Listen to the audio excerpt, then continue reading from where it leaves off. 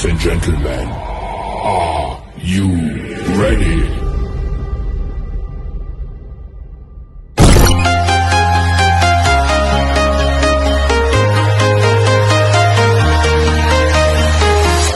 I'm walking alone, the streets are empty. The only thing I can see is my own silhouette. I'm getting stronger, step by step. Yun, na-update ko kayo dito sa trabaho namin. May forma na rin itong septic tank at saka sampit. May mga support na rin mga tali. Nagdagan pa ng mga tukod to mga kapatid pagka nalagyan na rin forma dito yung side na to. Lagyan ng mga tukod dito. Medyo hindi biro yung kapal nitong buhos. 25. Kaya kailangan matibay yung tukod niyan. Halos isang isang tie beam na lang yung dinalagyan ng bakal. Hindi natatapos.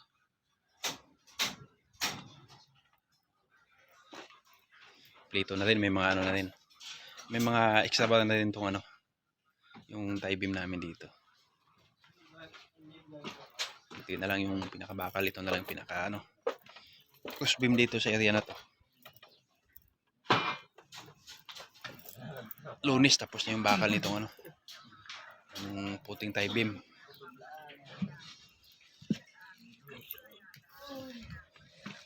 Ito yung kabilang side na lang din. Walang takip nito. Nakasampit niya.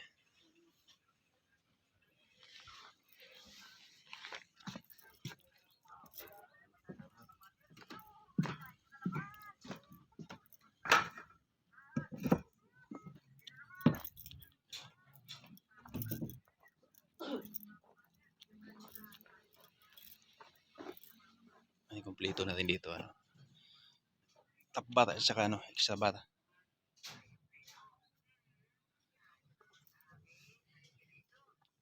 Ganito yung tamang pagkakabit ng mga kapatid, mga anilyo. Kailangan yung mga hook lang ilagay na sa ibabaw lahat. Mapansin nyo. Huwag kayong maglalagay ng iba, mapapansin yung mga biga. Basta lahat ng biga, huwag kayong maglagay ng hook na nasa ilalim.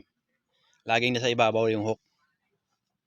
Pagka may mga mahigpit na inspector, pagka yung hook nyo sa ilalim, ay reject nila yan. Hindi papasa sa mga yan, designer yan. Structural engineer, hindi papasa yung pagka mga hook nyo nasa ilalim. Dapat nasa ibabaw lahat, basta lahat ng biga, lahat ng beam, kailangan yung hook nasa ibabaw. Tulad nito. Kaya huwag kayo maniwala dun sa mga ibang nagsasabi. Depende daw sa diskarte kung saan nilalagay. May tamang standard yan kung saan nakalagay yung mga hook. Kailangan lagi na sa ibabaw lahat.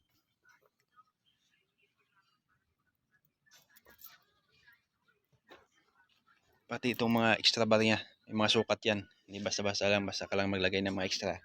Kailangan yan. Nakalagay yan may sinusundang plano yan. Hindi basta-basta na lagay lang ng mga extra. Kailangan may mga sukat yan.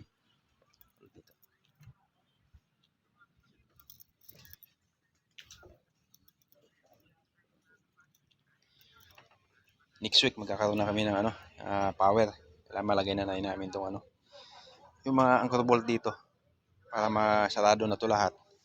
Bago tapos yung buwan ng January, makapagbuhos na kami dito ng puting tie beam para makapag-backfill na. Ready na rin yung malagay ng mga mga pipe ng sewer line at saka water line.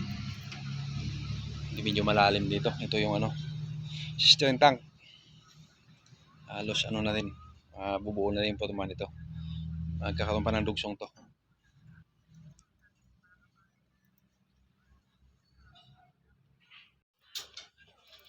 Halos tapos na rin dito yung area na to. May extra na rin dito.